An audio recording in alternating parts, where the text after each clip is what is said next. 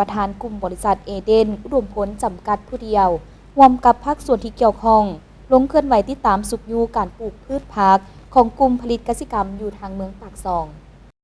ท่านแหวนวงกฎสุริวงศ์ประธานกลุ่มบริษัทเอเดนอุดมผลจำกัดผู้เดียวร่วมกับพนักงานวิศวการจากแผนกกสิกรรมป่าไม้แขวงแผนกอุตสาหกรรมการค้าแขวงและพนักงานวิศวการของธนาคารร่วมพัฒนาหรือ JDB ได้เคลื่อนไหวติดตามสุขอยู่การปลูกพืชผักของกลุ่มผลิตกสิกรรมอยู่เมืองปากซองจุดประสงค์ก็เพื่อตอบสนองแผนยุทธศาสตร์ของการพัฒนาเศรษฐกิจสังคมโดยเฉพาะแมนสืบต่อจัดตั้งปฏิบัติข้อตกลงสัญญาผูกพันสองซนของเจ้าแขวงจำปาสักและสืบต่อพันขยายทิศซี่น้ำของภาคและรัฐบาลในการส่งเสริมผลิตเป็นสินค้าให้บรรลุตามจุดประสงค์ในเป้าหมายโอกาสนี้ท่านแหวนวงกฎสุริวงศ์กล่าวว่าระยะพันมาเวียกส่งเสริมกสิกรรมแมนยุทธศาสตร์หนึ่งที่สำคัญของกลุ่มบริษัทเอเดนอุดมพล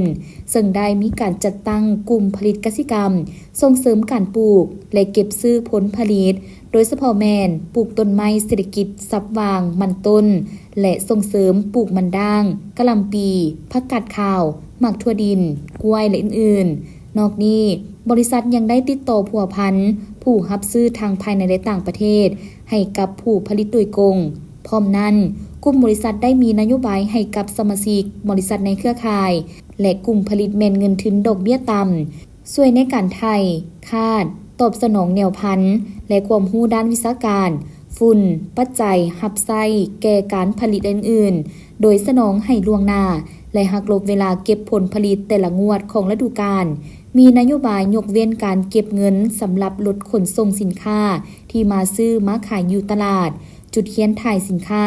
เนรมิตลาวอยู่บ้านพัฒนาหลัก7นครปากเสครอบครัวสาวกสิกรที่เข้าร่วมในกลุ่มการผลิตก็ได้มีความเห็นว่าภายหลังที่ได้เข้าร่วมกลุ่มการผลิตทางกลุ่มบริษัทได้ช่วยสนองทางด้านถื่นฮ้อนปัจจัยการผลิตแก่กลุ่มและสมาชิกนอกนี้ยังช่วยเป็นผู้ประสานงานในการจำหน่ายผลิตภัณฑ์กสิกรรมของกลุ่มเฮ็ดให้กลุ่มการผลิตพวกเขา